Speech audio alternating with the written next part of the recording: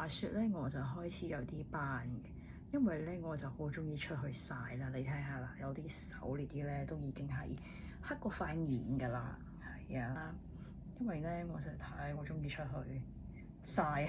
我應該俾大家睇下我啲斑先，望下見唔見到啊？其實我搽咗好薄嘅粉，即係我搽啲碎粉嘅啫。其實咁，但係咧你都會見到我嘅斑啊。我就好耐之前咧，咁就買過一個 product，就係呢個啦。係，即係我都其實都算係 Clinique 嘅忠實 fans。係，咁我就覺得咧，其實呢個係我第一支用嘅。咁其實都我覺得 OK 嘅原因咧，係因為我其實用咗第一支啦，即係呢支係我第一支啦。我會覺得我唔知啊，因為我第一次用祛斑嘅嘢，其實我會覺得好過冇啦嗱。呢個係佢嘅 texture， 大家可以睇下佢嘅 texture。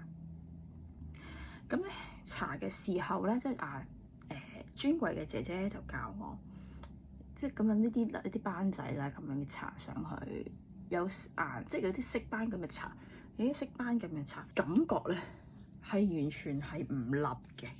我自己覺得，即係我咁怕立嘅人咧，我都覺得唔立。但係咧，其實我就真係正正式式咁樣用咧，就用咗1個月。咁其實我覺得我啲斑咧係淺色咗，大家可以喺個價錢方面做下 research 啦。專櫃當然有得賣嘅。我知道佢依家咧喺 website 嗰度咧買咧就好似有折嘅。總之嗰個折我自己覺得幾大嘢，咁大家可以再睇下。咁另外咧嗱，我唔講邊一個。即係我唔講邊個化妝品，即係專賣化妝品水貨嘅 website 啦，我唔講啦。